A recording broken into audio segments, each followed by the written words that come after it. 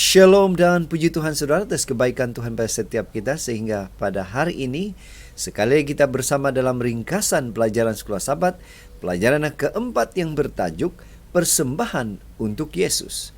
Untuk memulai pembelajaran kita, mari kita berdoa. Bapa Syurgawi, terima kasih atas kebaikan-Mu karena bersama dengan kami sementara kami mempelajari pelajaran Sekolah Sabat kami pada minggu ini. Dalam nama Yesus kami berdoa. Amin. Sekali lagi, Sekolah Sabat kita, persembahan untuk Yesus. Minggu lalu saudara, kita telah mempelajari bahwa persepuluhan sama juga dengan 1/10 atau 10%. Persepuluhan dikumpulkan di rumah perbendaharaan atau gereja atau organisasi. Tujuan perpuluhan menyokong pekerjaan Tuhan, seperti gaji pekerja sepenuh masa yang melayani Tuhan, mengabarkan Injil. Kemudian keempat, asingkan perpuluhan dahulu atau utamakan Tuhan dahulu dari setiap pendapatan kita. Dan yang kelima, berilah persepuluhan dengan jujur dan setia. Pada minggu ini, kita akan mengkaji semula apa yang Alkitab katakan tentang persembahan dan bagaimana kita menggunakannya untuk menjalankan pekerjaan Tuhan di bumi. Bacaan Alkitab kita seperti yang tertera di screen, dan ada baiknya kita membaca ini untuk membantu kita di dalam mempelajari pelajaran Sekolah Sabat kita pada minggu ini. Ayat hafalan di dalam Mazmur 116 ayat 12 hingga 14 mengatakan, "Bagaimana akan kubalas kepada Tuhan segala kebajikannya kepadaku? Aku akan mengangkat piala keselamatan dan akan menyerukan nama Tuhan, akan membayar nazarku kepada Tuhan di depan seluruh umatnya." Dan untuk mempelajari atau membahas pelajaran pada minggu ini, kita akan membagikan kepada 5 topik seperti yang ada di screen saudara. Pendahuluan Sekolah Sabat. Persembahan disebutkan baik di dalam perjanjian lama maupun dalam perjanjian baru. Berbeza dengan persepuluhan, tidak ada aturan tetap mengenai persembahan. Ada catatan tentang motif persembahan, itu persembahan syukur, keadaan persembahan seperti persembahan penghapus dosa, tujuannya yaitu persembahan untuk orang miskin, dan jumlah tertentu dari beberapa persembahan yaitu untuk pemeliharaan bait suci. Nah, yang menjadi pertanyaan, mengapakah kita harus memberikan persembahan? Apa motivasi kita untuk memberi persembahan? Saudara, inilah tajuk pertama, motivasi untuk memberi. Nah, 2 Korintus 9 ayat 7 mengatakan, "Hendaklah masing-masing memberikan menurut kerelaan hatinya, jangan dengan sedih hati atau karena paksaan, sebab Allah mengasihi orang yang memberi dengan sukacita." Memberi persembahan kepada Tuhan adalah tindakan sukarela. Mazmur 54 ayat 6. Walau bagaimanapun, tidak memberi persembahan dianggap sebagai pencurian oleh Tuhan. Melaiki 3:8. Nah, sebenarnya Tuhan tidak memerlukan apapun dari kita. Mazmur 50 ayat 12. Tetapi Tuhan menerima persembahan kita dan menggunakannya untuk memenuhi pekerjaannya di bumi. Manakah yang harus menjadi motivasi dalam memberikan persembahan bagi Anda? Mari kita lihat saudara, apa motivasi kita sebenarnya dalam memberi persembahan. Yang pertama, untuk apa? Menyatakan kesyukuran. Bersyukur kepada Yesus atas pengorbanan dan berkat-berkatnya. Yang kedua, itu menyatakan penyerahan sepenuhnya kepada Tuhan. Ketiga, menunjukkan bahwa kita mempercayai Dia. Yang keempat, menzahirkan kasih kita kepada Tuhan dan sesama kita. Dan yang terakhir, menolak cinta akan uang. Berapa banyak yang perlu kita berikan persembahan kita? Inilah yang akan menjawab ini dalam topik yang kedua, yaitu berapa bahagian untuk persembahan yang kita perlu berikan. Ulangan 16 ayat 17 mengatakan, "Tetapi masing-masing dengan sekadar persembahan sesuai dengan berkat yang diberikan kepadamu oleh Tuhan Allahmu." Memberi persembahan adalah tindakan syukur atas berkat yang telah kita terima. Oleh karena itu, masuk akallah jika persembahan harus sebanding dengan berkat. Apakah itu berarti bahwa kita membayar Tuhan atas berkat-berkat-Nya dengan persembahan kita? Daud sangat jelas. Kita tidak dapat membayar Tuhan untuk perkara yang Dia lakukan untuk kita. Apa yang Tuhan lakukan? Dia mati di kayu salib. Dia memberikan segala-galanya untuk kita. Kita hanya mampu membalas kasih karunia-Nya dengan kesyukuran. Kita menunjukkan betapa bersyukurnya kita dengan bermurah hati, dengan tujuan khususnya misi Tuhan, dan dengan tujuan apa? Menolong jiran sesama kita. Apabila kita bermurah hati, kita juga menghapuskan sifat mementingkan diri dari hati kita.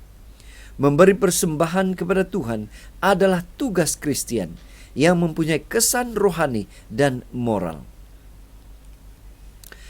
Apakah kaitan persembahan dan ibadah? Dijawab di dalam topik yang ketiga, yaitu persembahan dan ibadah. Mazmur 96 ayat 8. Berilah kepada Tuhan kemuliaan namanya. Bawalah persembahan dan masuklah ke pelatarannya. Pada zaman perjanjian lama, tiada siapa yang boleh menyembah Tuhan dengan tangan kosong. Ulangan 16 ayat 16. Artinya apa? Kita tidak dapat menyembah Tuhan jika tidak memberikan persembahan.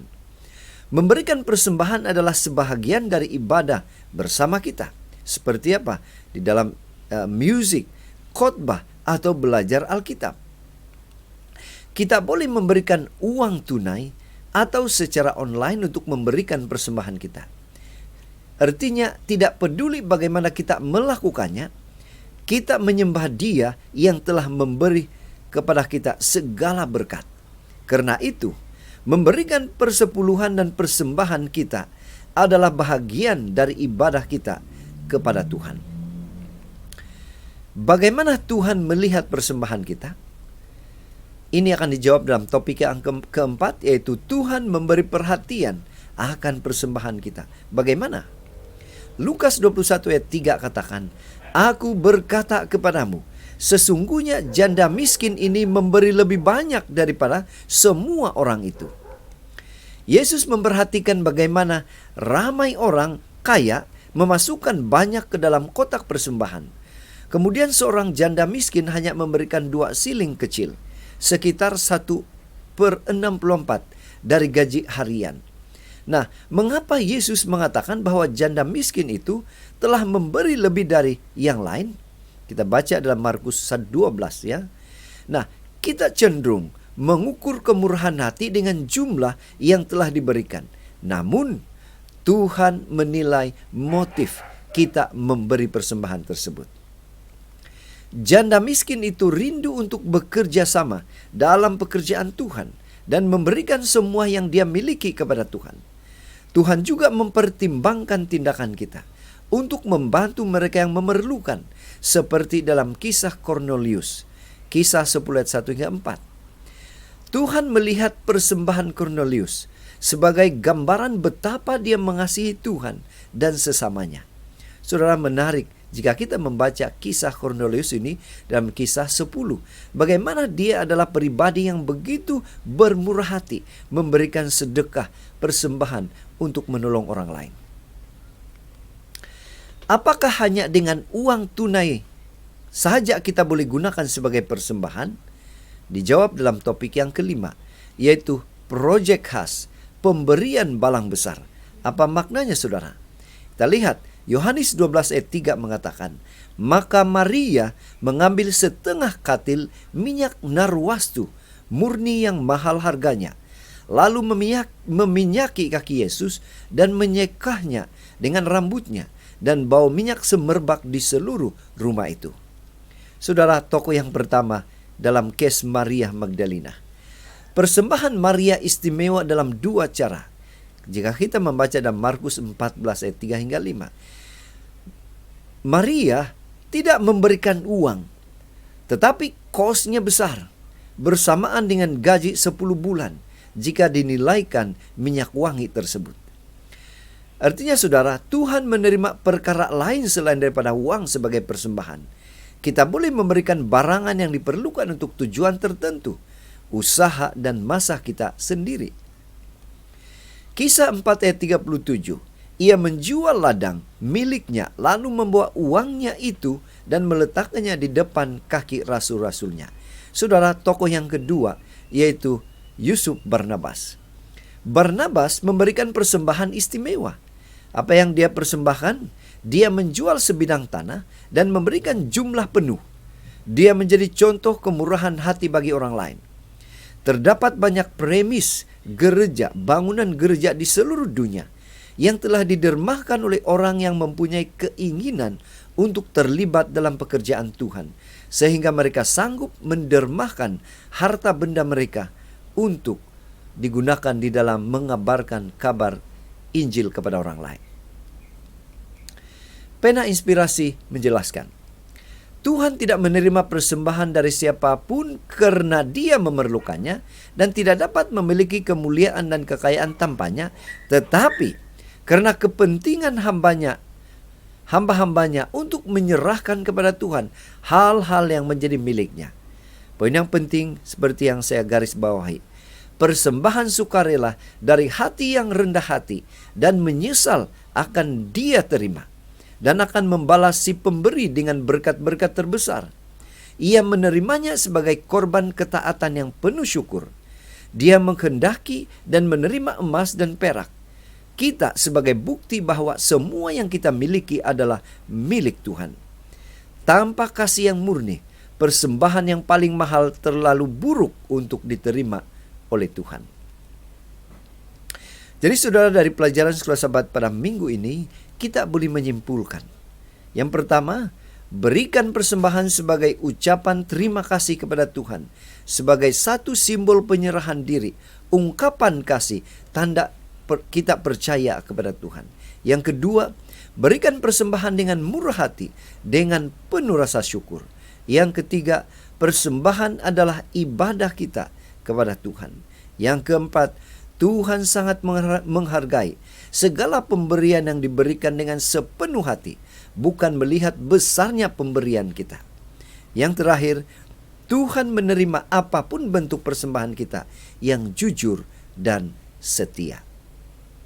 Jadi saudara, sekian saja ringkasan pelajaran Sekolah Sabat pada minggu ini. Semoga kita boleh mempelajari sesuatu dan biarlah kiranya ringkasan ini boleh menolong kita di dalam mempelajari pelajaran Sekolah Sabat kita pada minggu ini.